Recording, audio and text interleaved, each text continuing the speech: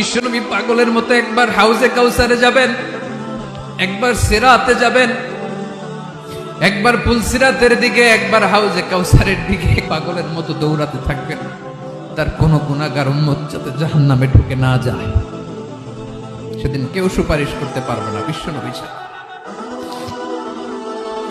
এজন্য 5 নম্বর আল্লাহ বললেন, মান যাল্লাযী ইয়াশফাউ ইনদাহু ইল্লা বিইযনিহি। কার সাহস আছে, কার এত বড় বুকের পাটা কিয়ামতের কঠিন দিন আল্লাহর সামনে দাঁড়িয়ে সুপারিশ করবে? কারো ক্ষমতা নেই, কারো ক্ষমতা নাই। বিশ্বনবী সেদিন সেজদায় পড়ে উম্মতের জন্য কাঁদবেন, সবাই কাঁদবে, নফসি নফসি, আল্লাহ আমারে বাঁচাও, আল্লাহ আমারে বাঁচাও। বিশ্বনবী বলবেন, উম্মতি উম্মতি। বিশ্বনবী আমার জন্য কাঁদবেন, আপনার জন্য কাঁদবেন।